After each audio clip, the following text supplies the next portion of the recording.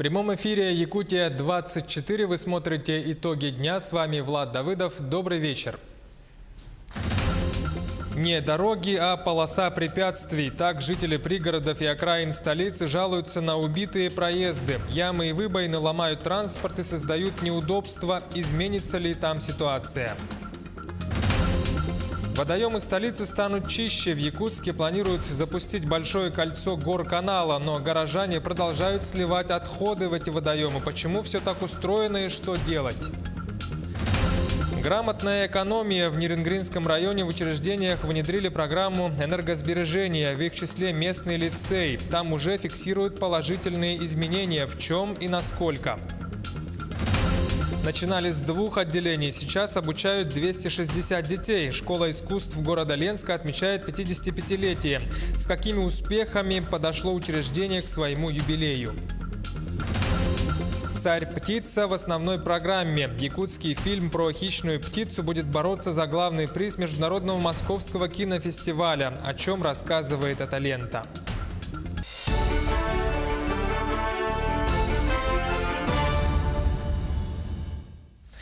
В Алдане пропала 12-летняя девочка. Полиция просит помочь в поиске несовершеннолетней Анастасии Шишкиной. Она 2005 года рождения, живет в поселке Нижний Куранах. В обед 16 апреля она выехала в Алдан, и до настоящего времени о том, где она находится, ничего не известно.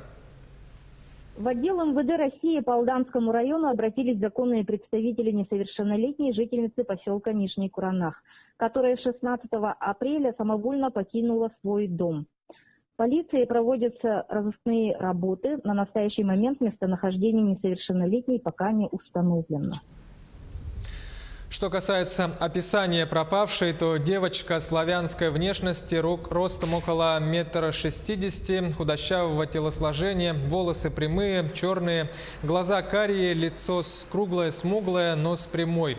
В последний раз, когда ее видели, она была одета в черную ветровку, джинсы голубого цвета, ботинки с высоким берцем, также черного цвета. Людей, видевших, заметивших эту девочку, просят сообщить в отделение МВД по Алданскому району. К другим новостям. Какую информацию об экологической ситуации должно знать население? Что может находиться в открытом доступе? И какая ответственность должна быть применена за сокрытие таких сведений? На эти вопросы должен отвечать закон об экологической информации, который ждут от правительства депутаты Государственной Думы. Документ должен был быть принят еще в прошлом году. На это было и соответствующее распоряжение президента страны. Сейчас законопроект находится на этапе обсуждения в правительстве, и в скором времени внесения документа ожидают в Госдуме. В Среднеколымском районе переселяют в поселок Березовка. Работы идут по поручению главы региона Егора Борисова. Накануне населенный пункт посетила рабочая группа правительства. Делегация осмотрела действующую и строящуюся дизельную электростанции, котельные, линии теплосетей, социальные объекты. На встрече с населением первый вице-премьер Алексей Колодезников отметил, что правительство предпринимает все необходимые меры по обеспечению безопасного пропуска паводковых вод. А вместе с тем зампред обратил особое внимание жителей Березовки на то, что, судя по снегозапасам, подтопления вряд ли удастся избежать. Цитата: «Как бы ни развивались события во время паводка, мы вас одних со стихией не оставим. При необходимости я лично прилечу в Березовку, чтобы держать ситуацию на контроле», — сказал Колодезников. Мы приняли план переселения, который подразумевает строительство двухквартирных домов. На эти цели в этом году мы предусмотрели в бюджете 42 миллиона рублей. Летом будет завозиться материал на Среднеколымское 12 домокомплектов. Ну и когда открытие автоземника будет, перевезем туда уже в Березовку. На сегодня строится новая дизельная станция. Мы вчера посмотрели ход строительства. Проектируется участковая больница. В России появится новая классификация бриллиантов. В Гохране считают, что в стране назрела необходимость пересмотра некоторых положений действующей системы. Это не значит, что ее отменят, она будет работать как и прежде, но параллельно будет подготовлена еще одна, основанная на международных стандартах. Дело в том, что действующая российская система, хотя и признается мировыми экспертами, но отличается от тех, что приняты в других странах. Речь идет о создании документа, который бы отвечал запросам западных стран с точки зрения классификации бриллиантов. Это поможет при создании экспортно ориентированной продукции и продвижении ее за границей. Алроса модернизирует системы тепло- и электроснабжения на промышленных площадках. Компания переводит автономные котельные и электростанции на альтернативные виды топлива. Как ожидают, это позволит Алроса снизить расходы в течение ближайших 10 лет более чем на 5 миллиардов рублей. В течение текущего года Алроса построит газовую котельную в поселке Алмазном. Там откажутся от эксплуатации котлов, работающих на нефти. Также компания реконструирует дизельную электростанцию Нюрбинского горно-обогатительного комбината, переведя ее на более дешевую нефть. Жители пригородов и окраин столицы жалуются на убитые дороги. Проблема ежегодно всплывает с приходом весны. Из-за бесконечных ям, кочек и выбоин на дорогах и проездах у людей ломается транспорт, замедляется движение, а пешеходы в этих районах ходят там строго в резиновых сапогах. Изменится ли ситуация? Репортаж Дмитрия Тымырова. Ужасные дороги. Машину приходится каждую весну ремонтировать. Фекальные ямы на улицу полные. Все вот на улицу лужи теперь. Вынужденно приходится по этой дороге ездить. Только единственная дорога, которая вот можно проехать. По этой дороге часто езжу. Работаю здесь. Очень плохая дорога. Хорошо бы, если бы сделали, хотя бы отсыпали чуть-чуть ямы. Не дорога, а направление, возмущаются жители улицы Якова Петерса в Мархе. Резиновые сапоги у людей всегда под рукой. В межсезонье дорога превращается в полосу препятствий. Больше всего страдают автомобили. Подвеска ломается постоянно. Отсыпку на этом участке планируют лишь в начале лета. У нас будет производиться грейдирование с отсыпкой. Это по кассовому плану у нас происходит исключительно июнь-июль, август. Вот это Жатайская улица, мелиораторов, энтузиастов Якова Петерса.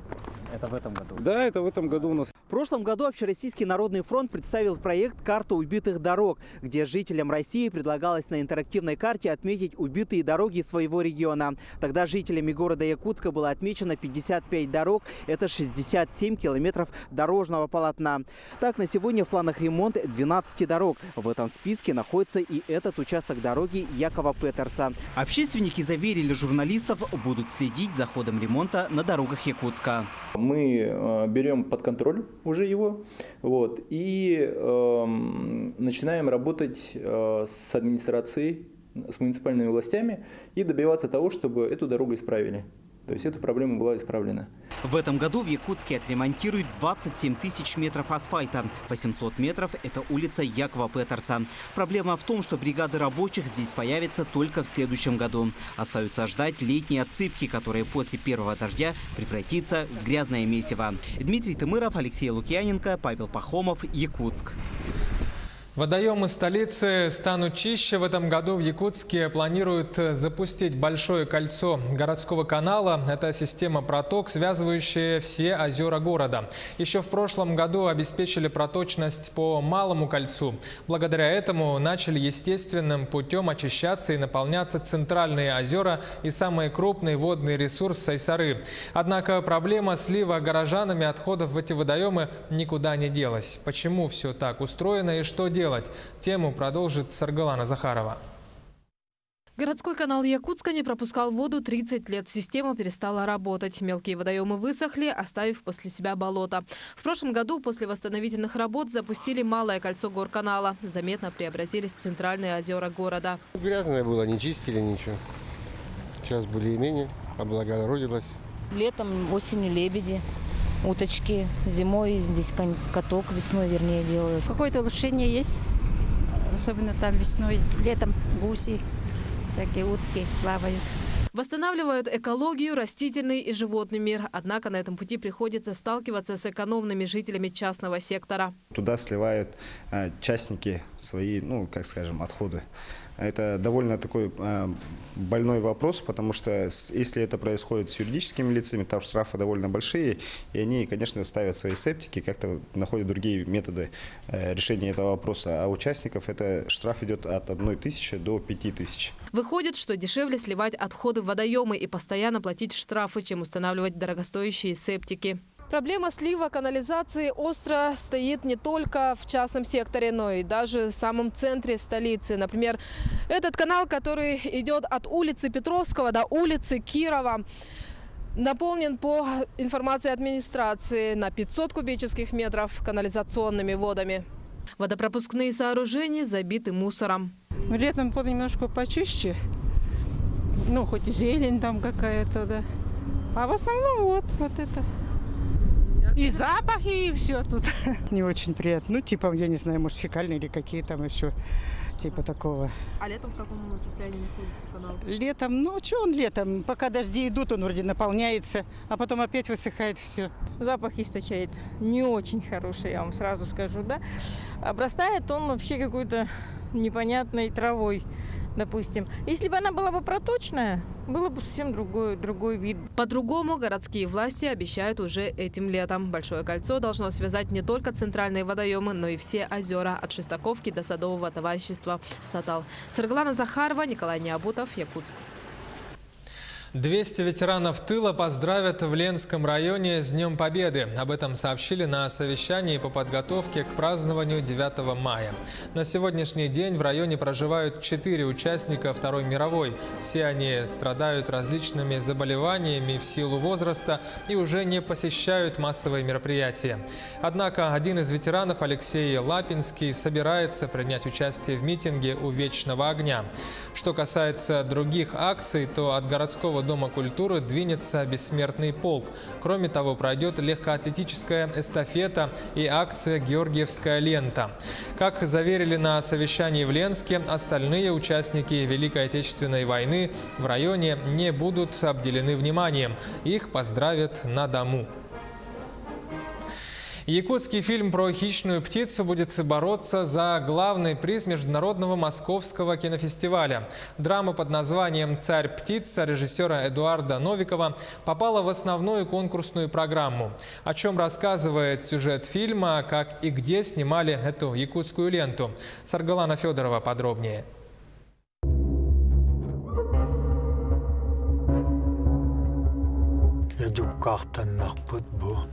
Хищная птица проникает в дом к семье стариков. События разворачиваются в глухой тайге. Якутская кинолента рассказывает о том, как главные герои уживаются с орлом. Основные темы фильма – вера и искупление. Интерьерные съемки проходили в этом маленьком павильоне. В фильме всего 3 основных героя и максимально простые декорации. Но сложность заключалась в том, что орел, который прилетает старикам в этот балаган, находился в Киргизии. Поэтому съемочная группа использовала компьютерную графику. С помощью зеленого фона хромакей мы потом на постпродакшн подставили их в один кадр. А во время съемок актеры должны были представлять, как будто они смотрят на орлицу. Орел у нас все время сидит на этой полке. И вот здесь крепили шарик. И они с орлом взаимодействовали, актеры. Съемки фильма проходили в Якутске, Хангаласском улусе и в Киргизии. Идея снять фильм у режиссера Эдуарда Новикова возникла после прочтения рассказа Василия Яковлева «Состарившаяся вместе со мной лиственница». Режиссер мне говорит, нужна лиственница, говорит. Одна единственная, есть посередине ласа. Ой, и найдите. Вот. Сколько мы тут искали. И самое главное, нашли, а потом говорят, что, говорит, дальше что? Дальше надо что-то построить. Лиственницу нашли в Хангаласском улусе в местности Урюнбас. Селанки привезли якутских коров, построили балаган, возвели изгородь. Оказалось, царь-птица еще и давно забытая легенда. Сильный, ученый Всеволод Ионов. У него работа есть орел по воззрениям якутов. Есть там рассказы, жителей, которые действительно, оказывается, в старину старый орел не мог улететь в теплые края и оставался зимовать зиму. Мировая премьера состоится в Москве в кинотеатре «Октябрь» 23 апреля. Якутская кинолента будет бороться за главный приз Московского кинофестиваля. Оппоненты – 15 картин со всего мира. В республиканский прокат фильм выйдет осенью. Саргалана Федорова, Григорий Хлопков, Якутск. Школа искусств города Ленска отмечает 55-летие. В начале пути в учреждении состояли всего 2 отделения – баян и фортепиано. С годами направлений и возможностей стало намного больше. С какими успехами и результатами работы подошла школа искусств к этому юбилею, рассказывает Светлана Балеева из Ленска. Сегодня в школе искусств работает 7 отделений. Обучается более 260 ребят. Педагогический коллектив школы – это опытные педагоги и молодые талантливые специалисты. Профессионализм, преданность делу, любовь к детям – те качества, которые присущи каждому из них. Сейчас молодые специалисты, то есть до 30 лет мы сейчас об этом говорим, да, то есть таких педагогов тоже немало, они приходят, соответственно, кадровое обеспечение, конечно же, оно обновляется, да, и молодые приходят кадры, они очень приносят какое-то что-то новое свое, но в то же время главная задача сегодня педагогического коллектива, руководства школы в том, чтобы сохранить те самые лучшие традиции, которые были заложены 55 лет назад. В школе искусств ребята учатся не только игре на различных музыкальных инструментах, постигают основы сольного пения, хореографии, изобразительного искусства, но и принимают участие в концертах, фестивалях, конкурсах, оформляют выставки, живут богатой творческой жизнью школы.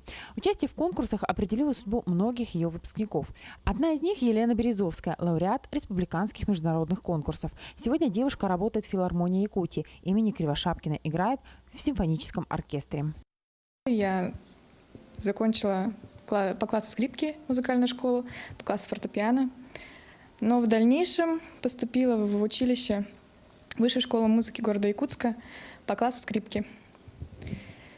Также закончила там вуз и работаю в коллективах Якутска, в государственных коллективах. Вполне успешно. Елена долгое время играла в ансамбле скрипачей «Виртуозы Якутии», с гастролями объездила полмира. Но и сегодня среди учеников школы искусств есть талантливые ребята. Елизавета Матвеева. Эта девочка отличается большой работоспособностью, внутренней организованностью, занимается с огромным желанием. Я начала заниматься игрой фортепиано с 5 лет. Меня первый раз в музыкальную школу привела мама. Ей посоветовали педагоги детского садика. У меня проявлялись музыкальный слух. И вот я уже 10 лет занимаюсь. Елизавета мечтает связать свою жизнь с музыкой. Педагоги уверены, что у нее получится. В завершение хочется пожелать детской школе искусств побольше таких талантливых учеников. Светлана Балеева, Виталий Андреев, Ленск.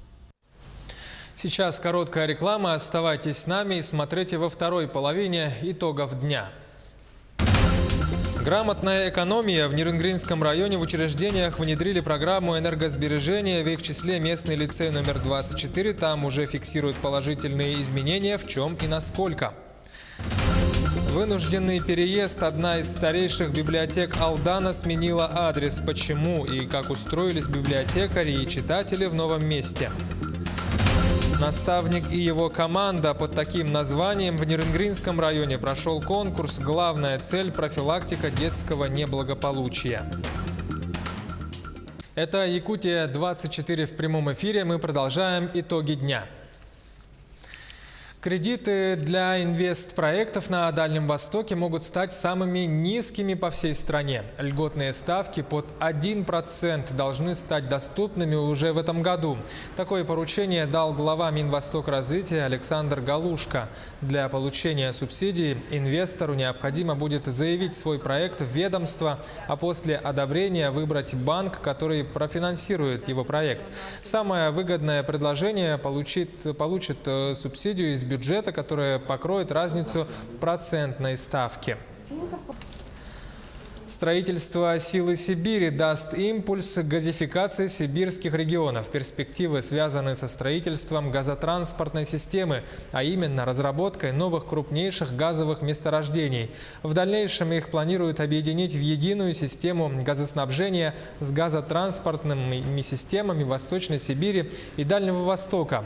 Об этом шла речь на Национальном нефтегазовом форуме и международной выставке «Нефтегаз-2018», которая проходит проходит сейчас в столице страны. Министерство внутренних дел России предлагает освободить граждан Украины и Белоруссии от сдачи экзамена по русскому языку при получении российского гражданства. Соответствующий проект уже разработан. Об этом РИА Новости сообщила начальник Главного управления по вопросам миграции МВД России Ольга Кириллова.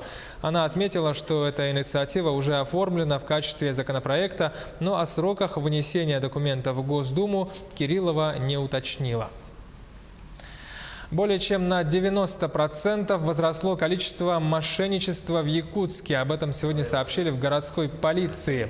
В абсолютном большинстве случаев злоумышленники используют мобильную связь и интернет. Как отмечают правоохранители, основная проблема в раскрытии таких преступлений – это отсутствие физического и визуального контакта между подозреваемым и потерпевшим. Поэтому полиции остается делать упор на профилактическую работу. В прошлом году было зарегистрировано 81, а в этом году 154. Практически на 2 раза рост преступности. Процент, конечно, это раскрываемости низкий и тяжело раскрывать такие преступления. Но в то же время мы работаем, но в основном работаем по профилактике населения. Люди, чтобы берегли свое имущество, свои деньги, в этом отношении есть такое. У огородников в Хатасах началась весенняя работа. В поселке практически каждая хозяйка выращивает разные сорта овощных культур. Например, пенсионерка Евдокия Павлова каждую весну сажает более 10 тысяч рассад цветов и овощей. Из них большую половину охотно покупают жители Наслега и пригородов. Сейчас опытная огородница занимается пересадкой. По ее словам, чтобы получить хороший урожай, нужно ухаживать за растениями, как за младенцами. При этом особое внимание нужно уделить поливке и удерживать нужную температуру в теплицах. Если вот любишь дело и хочется все время вот заниматься вот этим, и как бы даже вот сидя на пенсии, охота, и потом и рынок же требует. Но секретов-то вот именно как таковой не знаю. Все овощеводы, все одинаково. Каждый человек практик на своем. И потом от объема тоже зависит. Если я жидко буду садить, ящиков много будет, там объем маленький возьму. И поэтому я стараюсь, конечно, густо садить, но и вот рыхление, все, как таковой, вот таких секретов нету. В Нерингринском районе заработала муниципальная программа энергосбережения и повышения энергоэффективности. На сегодняшний день многие учреждения района установили у себя приборы учета по всем видам коммунальных услуг. В числе этих организаций информационно-технологический лицей номер 24. Там уже фиксируют положительные изменения. В чем и насколько? Подробности у Александры Цыбиковой. Информационно-технологический лицей номер 24, как и другие общеобразовательные учреждения города Нерингри, в рамках муниципальной программы постепенно переходит на энергосберегающий режим. Реализация проекта по энергосбережению позволила сэкономить бюджетные средства, а также стала полезным элементом в воспитательной системе лицея и внесла важный вклад в развитие экологического образования учащихся. Начинали работать с лампами LD40. Сейчас мы переходим на светодиодные лампы. И энергосберегающие. Первая замена ламп у нас производилась вот в данном помещении, это актовый зал, при ремонте крыши. Совместно с реализацией проекта началась работа по привитию навыков экономного расходования электроэнергии, направленная на учеников начальных, средних и старших классов. Учащиеся вместе с учителями и работниками школы проводят анкетирование, следят за состоянием температурного режима в кабинетах и за работой электроприборов. В коридорах лицея установлены шумовые датчики света. В кабинетах начальных классов, холлах, актовом зале и больших аудиториях энергосберегающие и светодиодные лампы. Я заметила, что, как и дома, у нас в школе стоят энергосберегающие лампы. И в школе освещение очень хорошее. Тут весело, тепло, уютно. Мне очень нравится в этой школе. В помещении лицея тепло и светло, благодаря не только искусственному освещению, но и своевременной замене окон с энергосберегающими стеклами. Также в данное время руководство школы согласовывает с новосибирской компанией поставку диодных прожекторов для малого и большого спортивного зала. Александра Цыбикова, Аял Амосов, Нерингри. Одна из старейших библиотек Алдана переехала. Учреждение расположилось теперь в микрорайоне Солнечный. Переселение было вынужденным. В январе в прежнем здании обрушилась крыша. Как устроились библиотекари и читатели в новом месте? Сюжет Татьяны Вахниной. Библиотека семейного чтения РЛ отметила новоселье. Теперь она располагается в клубе микрорайона Солнечный, где занимает один из небольших залов. Переехав из центра города в отдаленный микрорайон, читателей РЛ, что в переводе означает «надежда», не потеряла. Напротив, картотека становится больше. Она навела мосты на творческую деятельность по своей именно библиотечной деятельности с детским садиком «Дельфин», со средней общеобразовательной школой номер 9, как ее здесь полюбовно называют, «девяточка». Очень много записываются к ней Владимировны пенсионеры, жители микрорайона Солнечный, которые непосредственно на сегодняшний день больше находятся дома. Им очень сильно хочется общения. Классические и исторические книги, энциклопедии, массовые детские произведения. В библиотечном зале Нина Кузнецова разместила наиболее востребованную литературу. Это малая часть фонда. Основные богатства пока хранятся отдельно. Здесь для 5000 экземпляров просто нет места. Впрочем, если читателю потребуется редкая или отраслевая книга, он ее получит. Значит, мы будем подвозить сюда литературу, необходимую для читателей, распаковывать там, где они у нас лежат, и привозить сюда по мере необходимости, конечно. В маленьком зале клуба, который теперь занимает РЛ, нашлось место даже для литературных выставок. Клуб Солнечного библиотеку принял радушно. Со многими творческими коллективами складывается плодотворное сотрудничество. Они наметили ряд познавательных игр для дошколят и школьников младшего возраста. Также мы сейчас совместно с ней делаем вечер отдыха детства, опаленной войной. Переселение библиотеки в клуб Солнечного является временной мерой. Ожидается, что в ближайшие месяцы вопрос с созданием решится, и РЛ переедет в город. Татьяна Вахнина, Сергей Шипачев, Алдан. 7-е спортивные игры народов Якутии пройдут с 1 по 5 августа в Амгинском районе. В организации и проведении события задействуют 150 волонтеров и 90 студентов. Все добровольцы перед началом работ пройдут специальное обучение. Во время игр волонтеры будут сопровождать спортивные делегации, помогать судейской коллегии, работать на спортивных объектах, организовывать транспортную схему и многое другое. Ну а бойцов студенческих отрядов задействуют в строительных работах и благоустройстве территории. Ветеранская сборная Алданского района по хоккею заняла 3-е место в республиканском турнире памяти Михаила Свиридова. Соревнования прошли среди мужских команд старше 40 лет. Лучшим игроком турнира назвали алданского хоккеиста Сергея Климаса. Лучшим нападающим признали Сергея Львова, а лучшим снайпером хоккеиста из столицы Владимира Хасамудинова. В Нерюнгринском районе прошел конкурс под названием «Наставник и его команда». Главная цель – поддержка школьников, попавших в трудную жизненную ситуацию, и профилактика детского неблагополучия. За ходом районного конкурса наблюдала Екатерина Павлова. Участниками большого районного конкурса стали подростки из числа группы риска, состоящие на профилактическом учете и находящиеся на сопровождении. 7 команд по 6 человек. У каждой из них свои наставники из числа молодежных лидеров, которые проводили с ребятами тренинги, игры и дружно вместе готовились к итоговым соревнованиям. Заниматься здоровым образом жизни. Вот мы с ними поговорили, и они новые слова узнали. Они абсолютно начали по-другому мыслить. Мы сделали так, чтобы они научились не только сами понимать, что это плохо и все остальное, но и смогли научить других. Итоговый конкурс прошел в 3 этапа. Визитка, где ребята представляли свою команду и основные жизненные принципы. Конкурс коллажей здоровья начинается с порядка. И 3-й этап – спортивно-развлекательная квест-игра. Было тяжело, но поначалу было, а теперь уже легко все дается. Мы начали вместе работать, заниматься и придумать что-то для подготовки подготовки для коллажа. Была командная работа, и как-то все получилось вот у нас. Инициатором и организатором конкурса «Наставник и его команда», впервые проводимом в Нерюнгринском районе, стала комиссия по делам несовершеннолетних и защите их прав при содействии отдела социальной и молодежной политики и Центра развития творчества детей и юношества. Мы планируем продолжить проведение данного конкурса.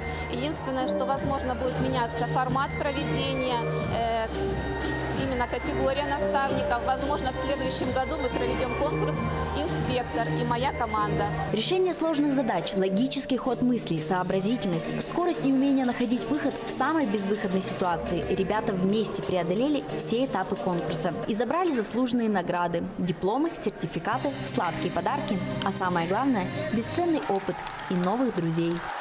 Екатерина Павлова, Вадим Барашков, Нерюнгри. Таковы итоги дня. Смотрите Якутию 24 и будьте в курсе. До встречи.